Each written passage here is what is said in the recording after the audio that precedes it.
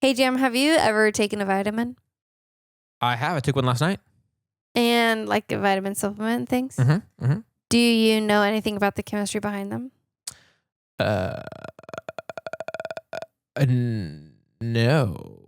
I think it's like dust that's like compressed into a shape. That's kind of, I mean, yeah. I'm just guessing about that. I mean, that's not wrong. You're not wrong that it's dust compressed into a shape. Okay. So that's as far as I know. That's all I know. Well, what we're going to talk about is what they are, should we take them, and I'm going to give my perspective on them and my approach to them, and it's just going to be a big, broad overview of what are vitamins, why are they called vitamins, why are they labeled with letters. Why some people say vitamins instead. I don't know if we can get into that, like why some people have accents and others don't. Right. But Yeah. Can't do that? no, probably Okay. not. Right. I don't know the chemistry behind why British people sound cooler than we do. Yeah. Or Australians. Yeah. But I can tell you what a vitamin is, and that's what we're going to get into today. Okay. Sounds good. All right, let's do it.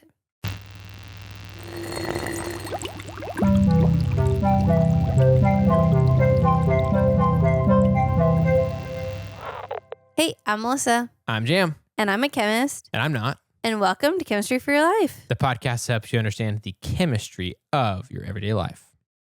For some reason, I wanted it to be bonus edition, but it's regular edition. Yeah, just a regular old edition. Regular old Tuesday. I guess it's Thursday for y'all. Tuesday night for us. Yeah. All right. Well, let's start with what are vitamins. Okay. Vitamins are organic molecules. So that means they are carbon-based molecules. Okay. They are molecules that are necessary for our body to function. Okay. If we don't have them, there can be problems. Mm-hmm. But for the most part, they can't be synthesized by our body, or they can't be synthesized by our body in the amount that we need without some sort of external supplementation. Right. Okay. That primarily comes through our food, or like in the case of vitamin D, from the sun. Right. Okay.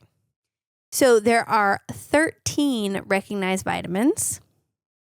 A, B, and there's like B1, B2, B3, B5, B7, B9, B12, Mm-hmm. C, D, E, and K. And there's some numbers that are associated with the other ones too. Okay. But B is the one that has the most. Okay. Okay, and these vitamins can either be water-soluble or fat-soluble. Okay. Okay, so let's talk about what water-soluble versus fat-soluble means. Okay. So what does that mean to you? It sounds like it can be dissolved in water. Yep. Or dissolved in fat, which I guess would mean more like dissolved into non-polar stuff. Right? Yeah, that's what I was hoping you'd get Nice. to. I was thinking like, I don't know if you just like had a piece of like gristle from a steak, if you could just put a vitamin on it and be like, go be free. Yeah. Right. Fat would be like fat and oil. I mean, yeah, technically, I guess it could. Like butter and the fat from a gristle from a steak could come together. But so one time, I had ordered a very nice steak at a meal. It was the nicest steak I've ever eaten. And that was the first time I've ever experienced fat on a steak just melting in your mouth. Mm-hmm. I didn't know that it could do that. Yeah. So that kind of fat could definitely take care of these fat-soluble vitamins. Okay, yeah. So water-soluble and fat-soluble, basically, we talked about this a lot, but just to give a quick overview, bonds share electrons. And if they're equally shared and there's not like a area with more electrons on one side and less electrons on the other, if it's all equal, then you can think of the bond as being sort of neutral. But because electrons are negatively charged, if it's unequal sharing, if it's like a game of tug of war and one side is winning, there will be a side with more electrons, which is more negative, and a side with less electrons, which is more positive. And so it has poles almost like a magnet or like a battery.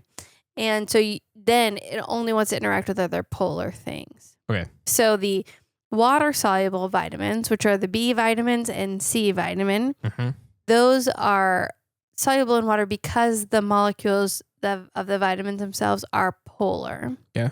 And for the most part, the fat-soluble ones are not polar, or they have very large parts of them that are not polar. And so they can go into oil or fats. Okay.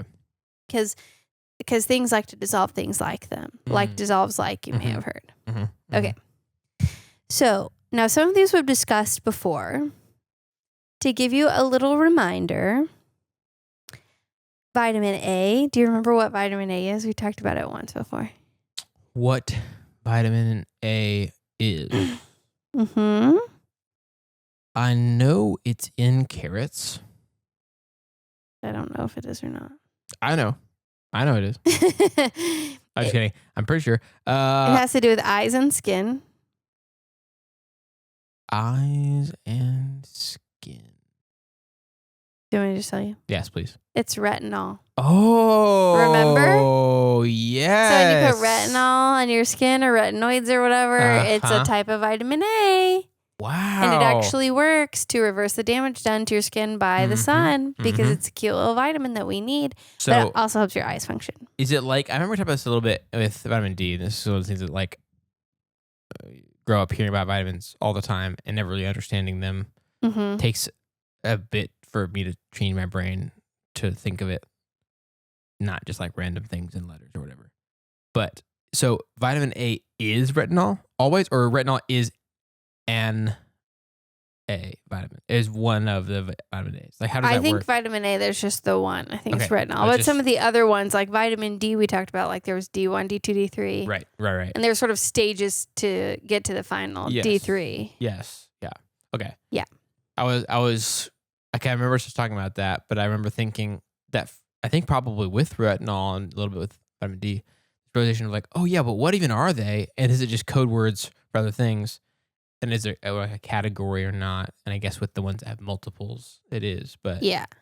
Okay, got it. Retinol. Okay. Yeah. So, well, you don't have to like memorize the names or anything. No. I'm gonna memorize it. So,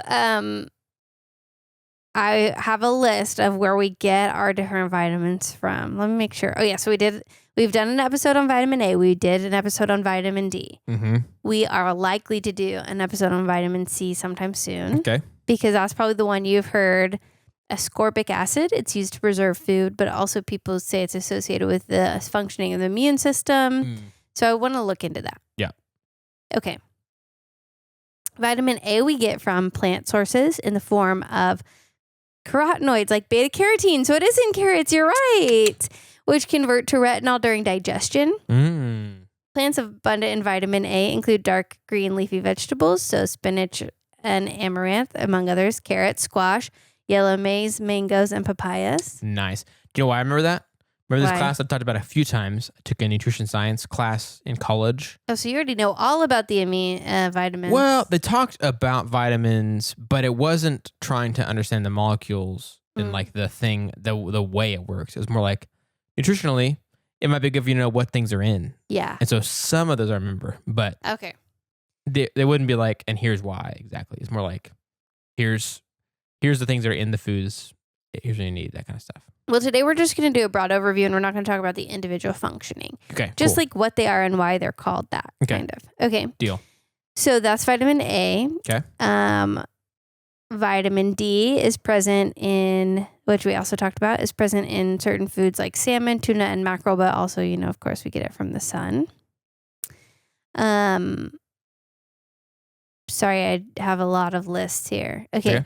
Vitamin E. Natural sources of vitamin E include vegetable oils, seeds, nuts, and whole grains. Okay. And then vitamin K is found in leafy vegetables, cabbage, cauliflower, and then, some meat, fish, fruits. Did you find why they skipped some letters?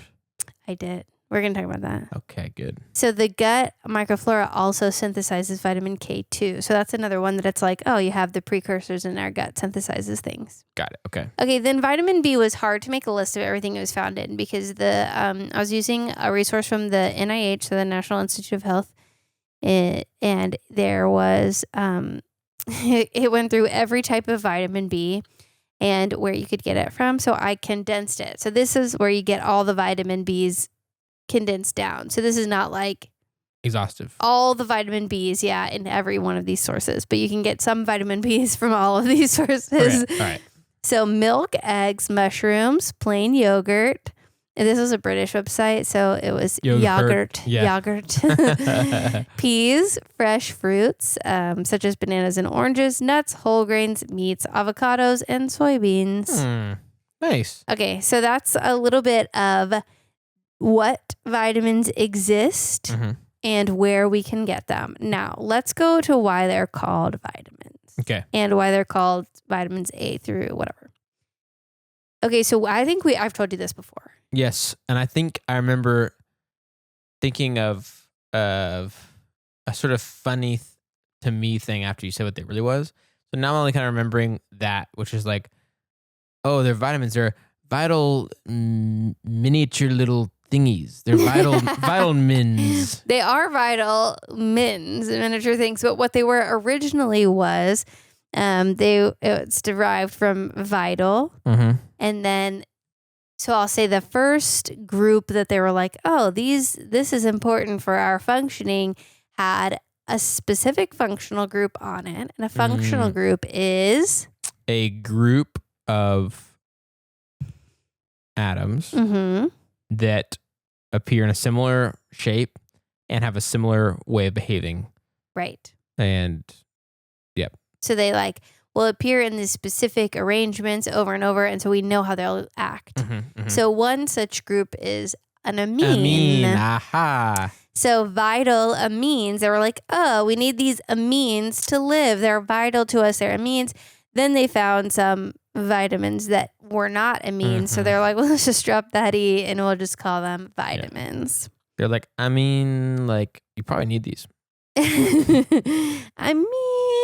They were found in the 1990s. It was first identified that people and animals needed more than just protein, fat, and carbs to exist. I read a study where it was like these birds that either they were fed just rice or it was like white rice or rice with the hull, and the ones without the hull were getting sick, and then they put the hull back on. I was like, oh, maybe they need more than just... These were discovered in the 90s? 1900s. Sorry. Did I say 1990s? I think you did. Early 1900s.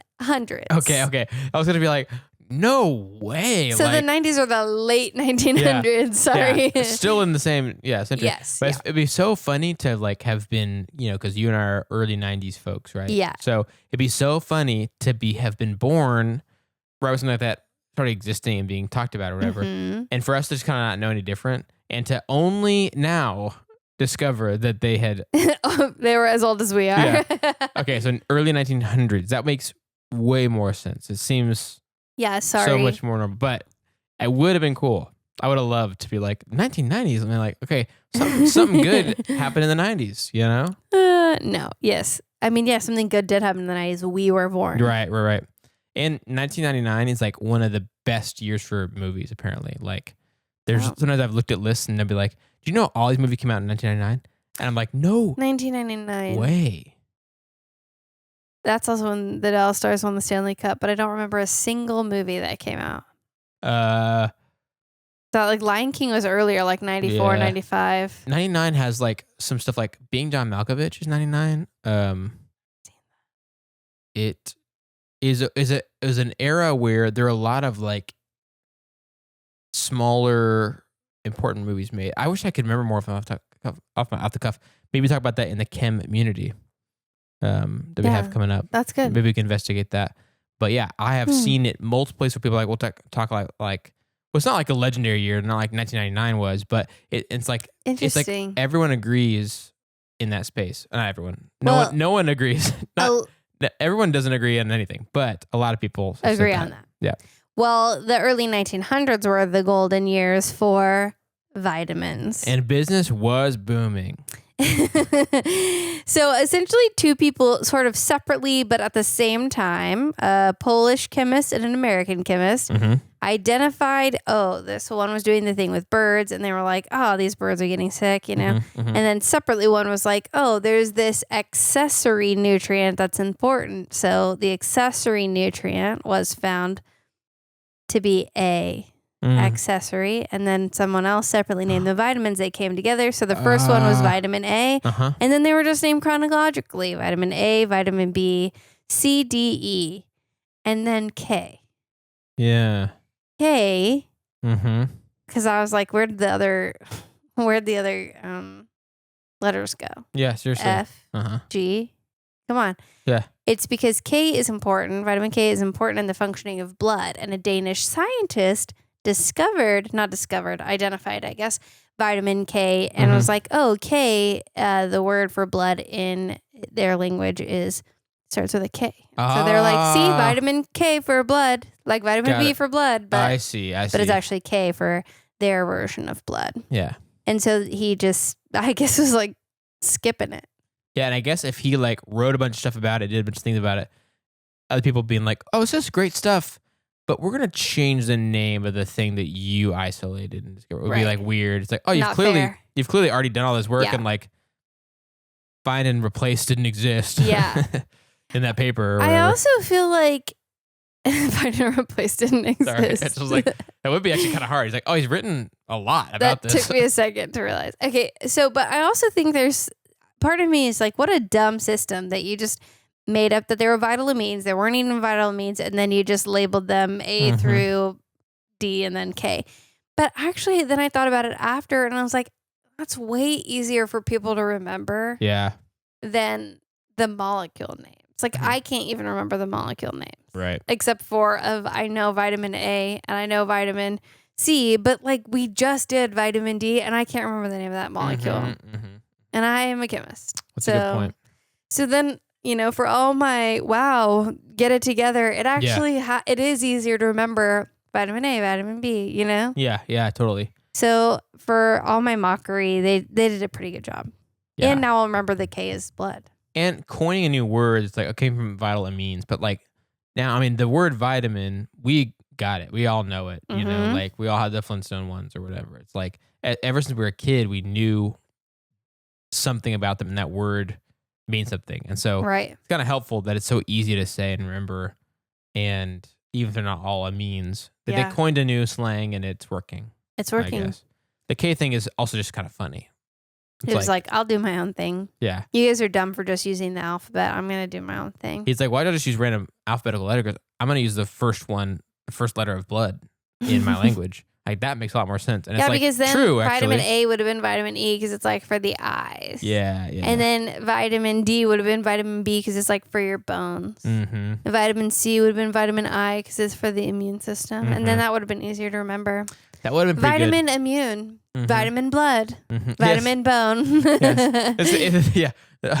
Our patented technology contains tons of vitamin bone, vitamin blood, vitamin eyes. It's like, but does it have eyes in it, or are you saying just the vitamins for your eyes? Like, I don't want to be eating anything that has bones and blood in it if I can help it. Oh, well, so I'm not going to talk about this today, but I did do research on, and I think we'll do a separate episode on early on supplements and vitamins that were being sold as vitamins were just total made up. It was like dust and total made up crap.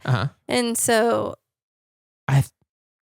go ahead. I was going to say, I think I read about that a little bit. I've talked this book before that I read in that nutrition science class. That is it's like weird because it was optional. But I didn't realize that when I bought it. And then I was like, I'm definitely going to read this. I bought it. But, do you still have it? I don't know. It's a good question. I would love if I did. I want you to not look at it, forget it, and let me read it and then tell it to you on an episode. And it'll be like a whole new world. Well, the book is called Fear of Food. I remember the name of it. Okay. And it had all of these. It was like this, definitely well researched.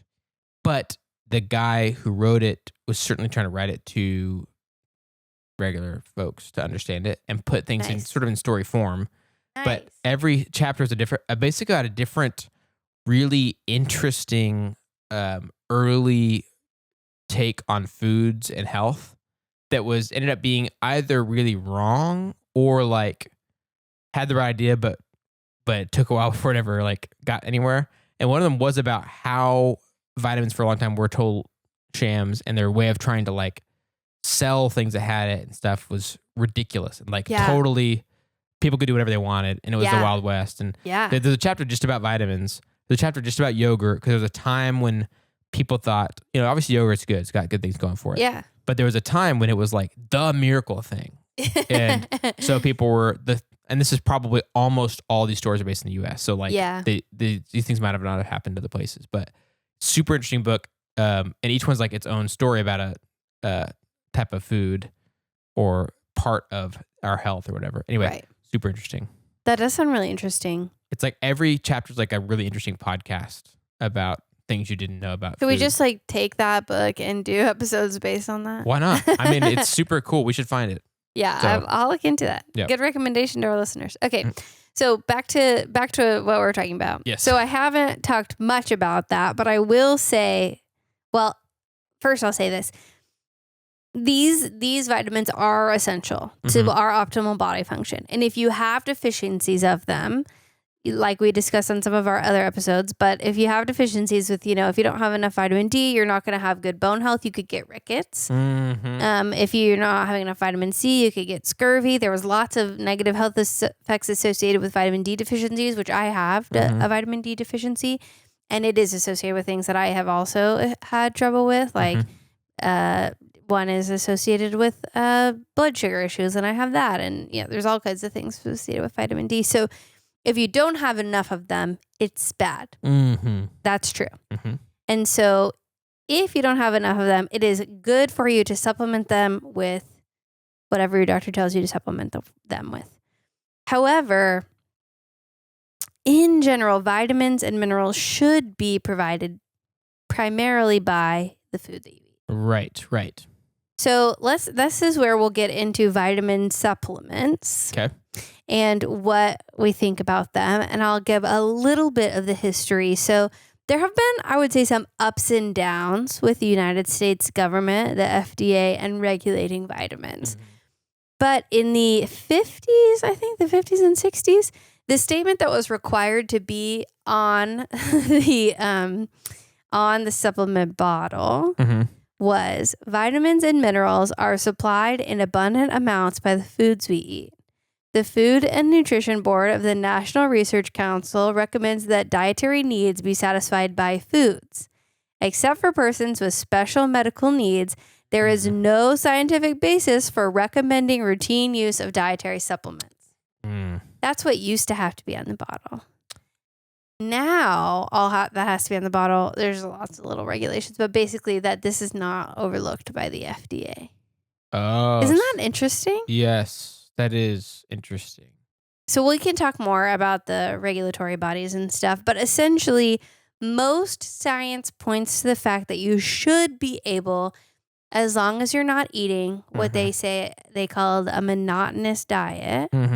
If you're not eating a monotonous diet, you should be able to get sufficient amount of vitamins from your food unless you have been tested by a doctor and they say you have deficiency and then you need to intentionally supplement it, which is what I do with vitamin D. Yes, right. I take a multivitamin. My doctor recommended it. Nice. Not health advice to you. My doctor recommended it. We're not doctors. I am a doctor, but not that kind. Yep. I'm not any kind. But also, I think I told you about some of the health stuff my dad was having, and even though it hasn't been proven, he was worried that my brothers and I might be deficient in the ways he is. Yeah. So it's like there's I guess everything if you took too much of it is bad for you, or not all of them, but a good amount of them. Yes. But if you're taking a little supplement, and it's not some person making a bunch of money off of you, it's probably not that harmful unless you're taking a lot, right? Yeah, so I will say one of the sources that we linked tells you what could happen if you have too much of certain vitamins over years. I think we do kind of have this thing like, oh, well, there can't be too much of a good thing, but there can be some, especially like the fat-soluble vitamins, but even some water-soluble, but they'll stay in your body and they can cause negative effects. So there is a study where I think for some reason it was like in smokers specifically, they gave them vitamins A and E. And the ones who had vitamin A and E in larger amounts and the ones who just had a placebo, they ended up actually having higher rates of cancer. Wow. So that's just one study. I don't remember the details of it. But so we can't. You're kind of messing with some stuff. Yeah. That isn't so good. Yes. And so they do, I believe now there are maximum recommended amounts, and like the recommended daily amount isn't like a minimum. That's like you're in a good zone if you're about there. Yeah. So it's not really recommended to take more than that. It's not a more than this is better kind of situation. It's like, take what you need. Right. What's the pirate thing? Take what you can, give nothing back. That's what I was going to say. Take what you need, give nothing back. No. Yeah. So taking what you need is beneficial. And obviously, if you're deficient, you do need to supplement it. Mm-hmm. But there's not really good evidence. And there is some evidence that you might be wasting money and potentially causing negative ramifications if you have too many of vitamins that you don't need. So, yeah. But multivitamin, like a daily multivitamin, most of the things are like, it shouldn't help too much, shouldn't hurt too much for normal people, like average health person. Right. If you're deficient in something, they could help. If you're taking like a lot of them, like if you maybe are anxious and you're like, I could be missing something, I'm going to take a bunch of those. That's not a good move either. Right. But from what I could find, a multivitamin probably won't hurt you, but it's also really probably not super necessary unless you're eating a monotonous diet. Right. And this brings me to a thought that I have about this. Okay. Okay. And do they have any, and maybe they didn't, or maybe we need to look into it.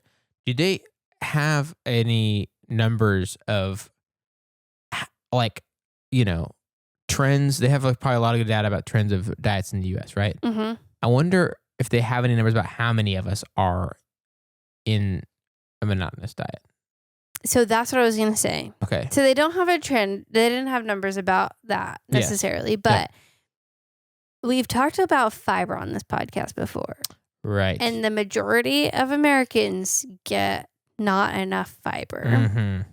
And that is because we rely heavily on ultra-processed foods. Right. Which I think in many cases have been stripped a lot of the nutrients that normally food would come with.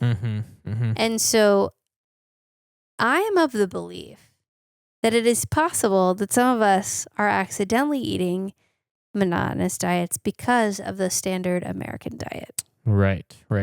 And so I wonder if this is just something, this is off the cuff.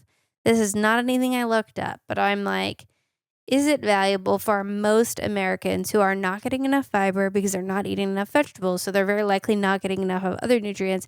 Is it valuable for them to be supplementing with a vitamin? Especially because we know there are things like food deserts where it is really hard to get fresh vegetables regularly in certain, parts of really urban areas or really rural areas or whatever. It can be hard in some areas to get fresh food and veggies. So should those people take vitamins? Right. Would that supplement something that they're missing if they're relying heavily on ultra-processed foods? Right. It's like maybe the macronutrient stuff would be really hard to fix for everyone. It's like if there's a little, with pill, which there is obviously, and if that would make a notable difference for people, that might be great. Yeah. At least be something, but wouldn't at least be something. Yeah. That's a really good point, man. So this is basically what I'll call an introduction to vitamins. I want to dive in deeper, but I feel like this by itself already took quite an amount of time. And one of us kept derailing the other one of us. I think that was mutual. So, I think that I'll just stop there. But do you want to give me the basic facts about the chemistry of what vitamins are? Yes. So vitamins are, oh no, Jam didn't learn anything on this episode. A collection of very important, are they're all functional groups basically? Well, some of them are specific molecules, right? They're all molecules. They're all molecules. And initially they were all the molecules thought that they'd have a functional group on them. Got it. Of an amine, but then that was debunked. Right. Okay. They're all molecules that are deemed to be essential in some way to the way our bodies work. Some of them we just make and have and stuff, and like it just happens or whatever. Right. Some we get precursors to them, and then our body does the rest. Some we get and maybe use that way or whatever, but they basically over time we're able to assemble this list of those vital molecules, and and also figure out which things are just already in, which they're in a ton of things. So Tons of things. Yeah. in an ideal world, in a situation, our diets, they had enough variety. These are things we would be getting either the straight up whole vitamin, the whole molecule we need or whatever, or we'd be getting the thing that our body could then turn into the vitamin that we need. And there's various essential functions like for our bones, for our blood, for our eyes, for our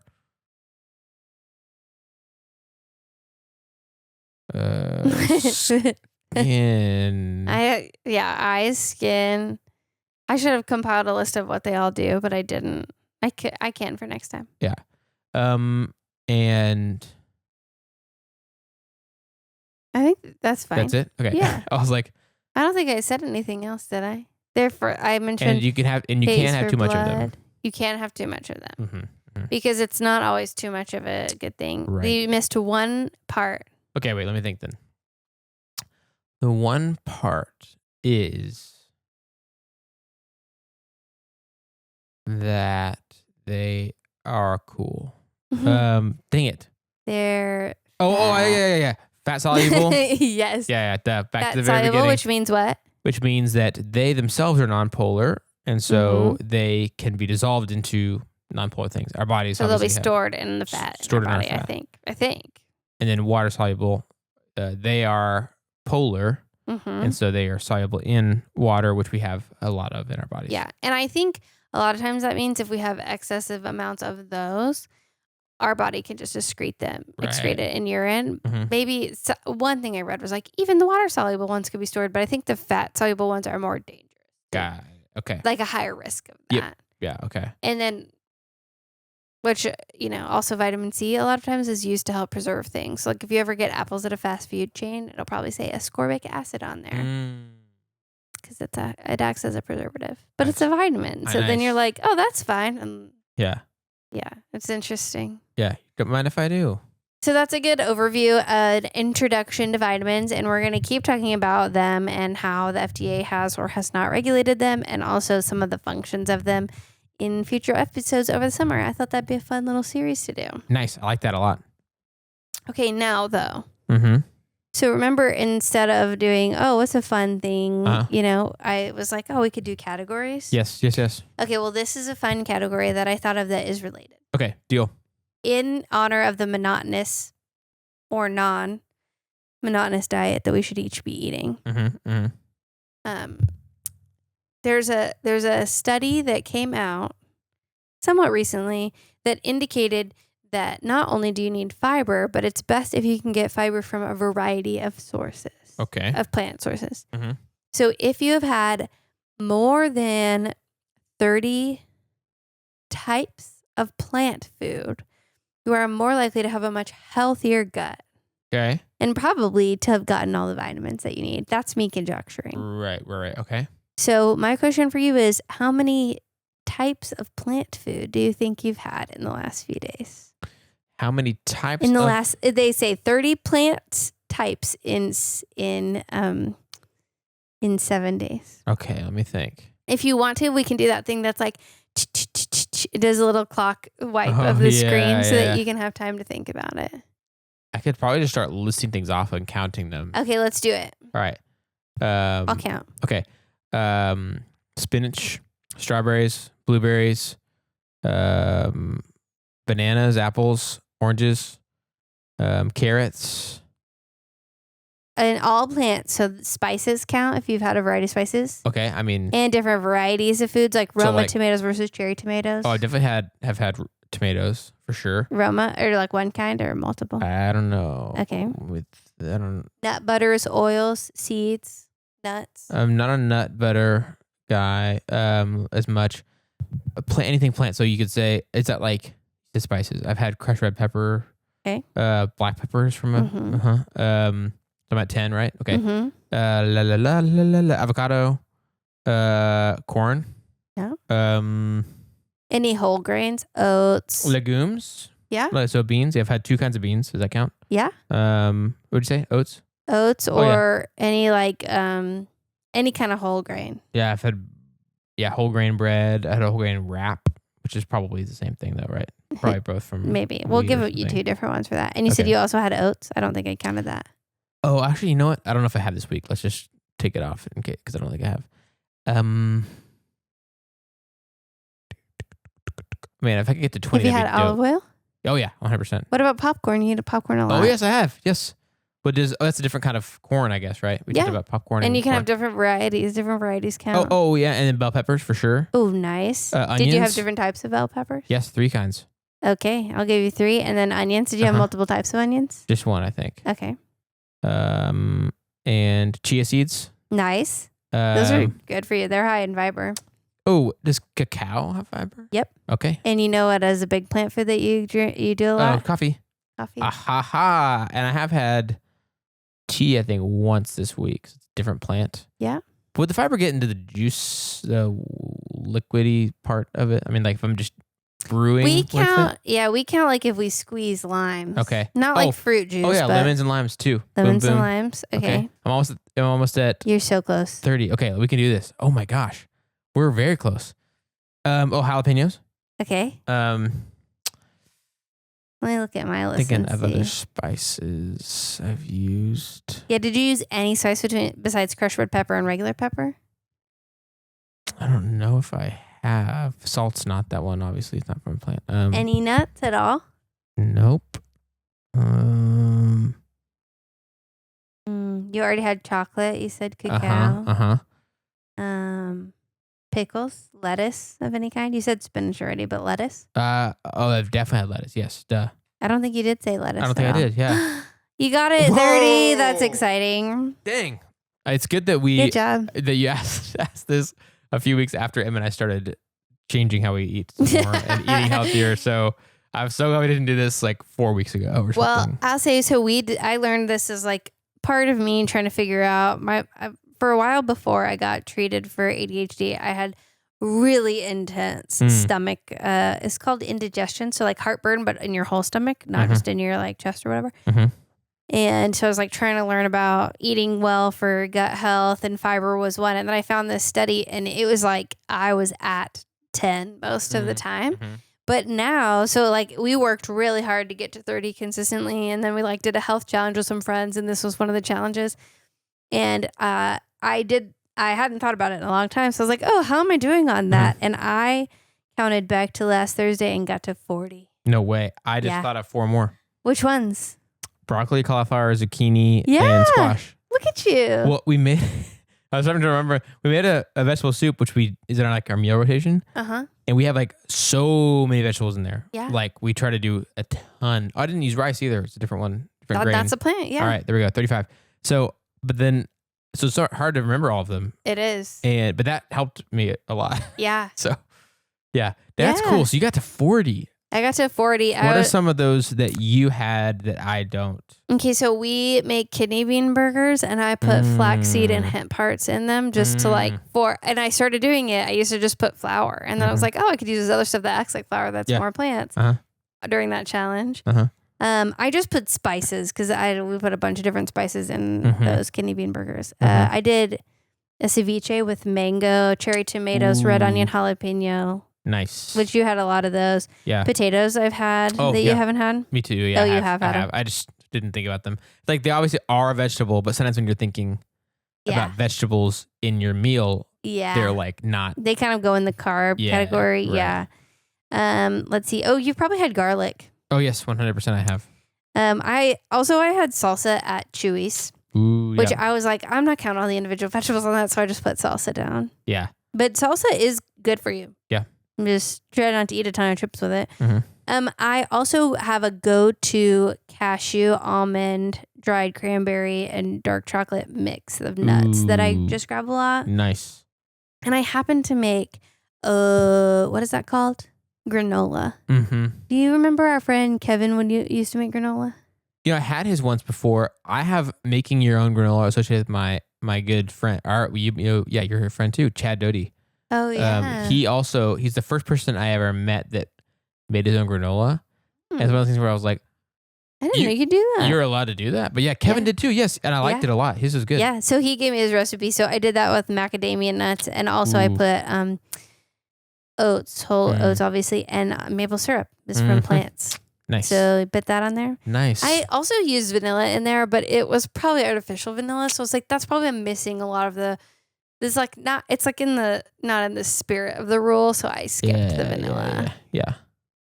But if I had done my own vanilla extract, I would have done it.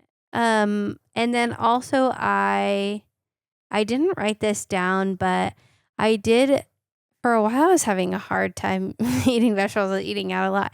And I started to put like,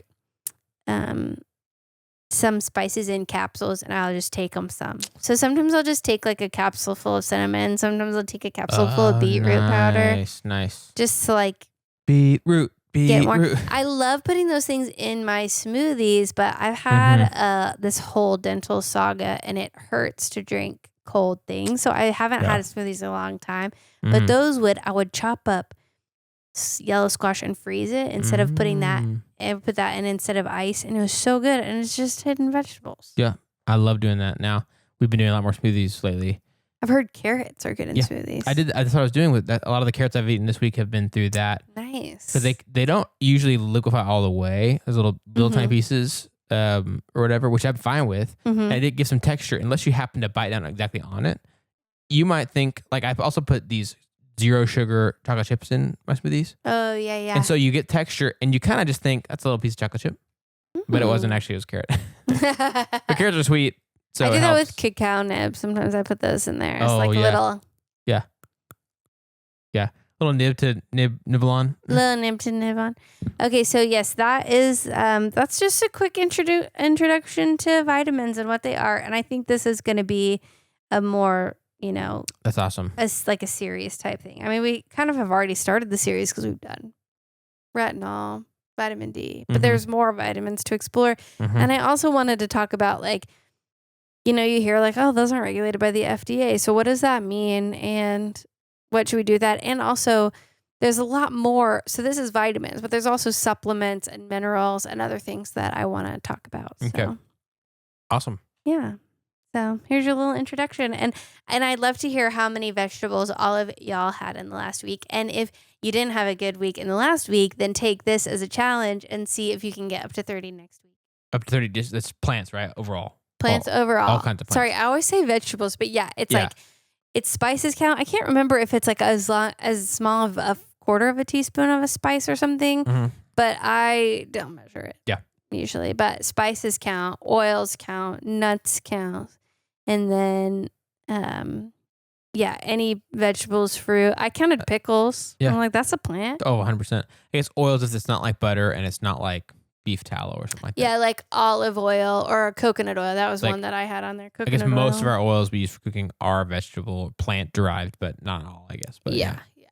Okay, cool. Sweet. I like that. Yeah. Yeah. Let us know. So we want to hear from y'all. You can comment on the YouTube or message us on Insta. And we also want to hear from you about your ideas, questions, thoughts about topics for chemistry for your life. That was a nice transition. Something you think might be chemistry in your everyday life. We want to hear about it. So it might be its own episode. It might be a really good question for our Q&R episodes that we do, or it might be a comment or correction on something we've talked about, or feedback or additional cool tidbit or whatever. We'd love to hear it. Send that to us on our website at chemforyourlife.com. That's chemforyourlife.com to share thoughts and ideas. If you'd like to help us keep our show going and contribute to cover the cost of making it, you can join our super cool Chem community of patrons on patreon.com/chemforyourlife. You get a lot of cool stuff. You get to support the show. You get the show ad-free. You get some perks. You get cool stuff. We'd love to have you over there. Join our Chem community. But if you're not able to do that, you can still have us by subscribing on your favorite podcast app, rating, writing a review on Apple Podcasts. That also helps us share chemistry with even more people. And subscribing on our YouTube channel. We just passed 1,000 subscribers. Woo! So now if we get a certain number of watch hours, we can maybe start making money on YouTube, which would be great. Yep.